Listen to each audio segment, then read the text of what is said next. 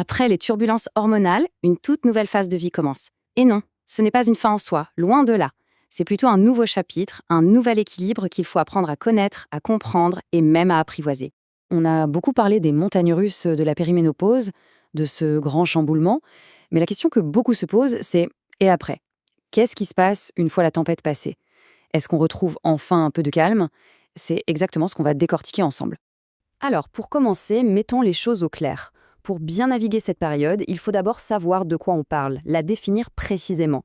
C'est essentiel pour dépasser les idées reçues et comprendre ce qui se passe vraiment dans le corps.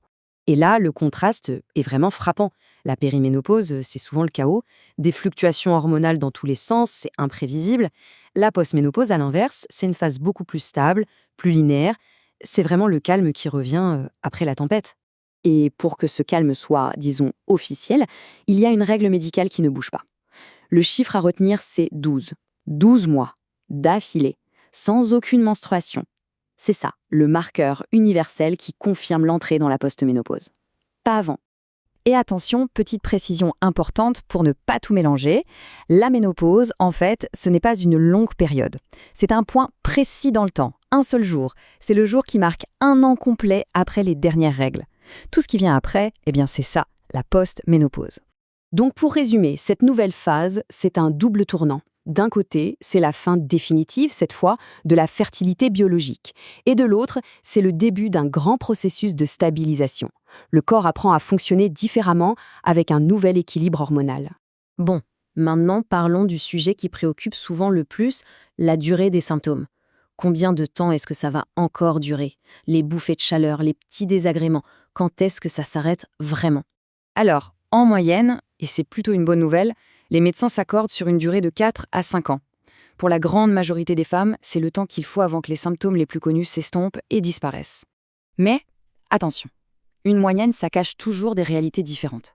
Si la majorité voit effectivement une amélioration en quelques années, il y a quand même une part non négligeable, environ un quart des femmes, pour qui les symptômes persistent bien plus longtemps, parfois même au-delà de 10 ans. Et cette différence, ce n'est pas dû au hasard. En fait, la durée des symptômes dépend de plusieurs facteurs.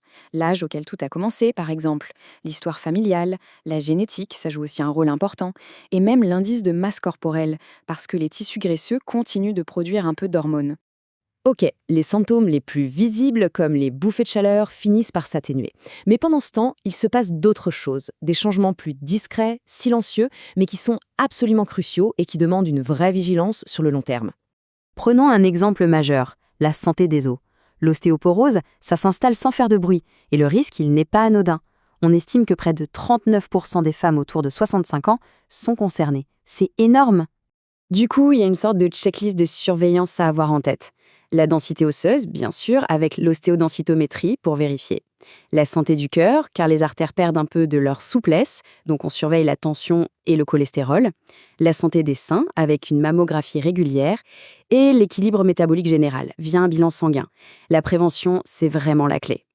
Alors, face à tout ça, comment on agit? Comment faire en sorte que cette période devienne vraiment un chapitre où l'on s'épanouit?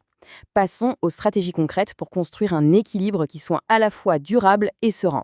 En réalité, tout repose sur 3 piliers fondamentaux. C'est un peu la base de tout.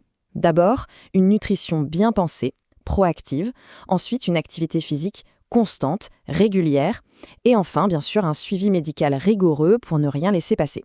Et au quotidien, concrètement, ça se traduit par des gestes assez simples. S'assurer d'avoir un bon apport en calcium, par exemple, marcher un peu tous les jours, 30 minutes c'est déjà super, ajouter un peu de renforcement musculaire en douceur, et surtout ne jamais sous-estimer l'importance du sommeil, de la gestion du stress et de ce fameux rendez-vous annuel de contrôle. Regardez ce chiffre, 21. C'est, en moyenne, le nombre d'années d'espérance de vie pour une femme de 60 ans. 21 ans! Ça remet les choses en perspective, non ? Ça montre bien que la post-ménopause, ce n'est pas la fin du chemin. C'est une part très significative de la vie qui mérite d'être vécue à fond. Il y a une phrase qui résume parfaitement l'idée. Cette vigilance proactive transformera cette transition en un équilibre durable et serein. Le mot-clé ici, c'est proactive. Il ne s'agit pas de subir, mais d'agir pour construire cet équilibre. Finalement, on se rend compte que la bonne question, ce n'est plus quand est-ce que ça va s'arrêter, mais plutôt comment est-ce que je peux faire de cette nouvelle étape un vrai chapitre de renouveau et de vitalité. La réponse, elle se trouve dans la connaissance de ce qui se passe et dans les actions qu'on décide de mettre en place.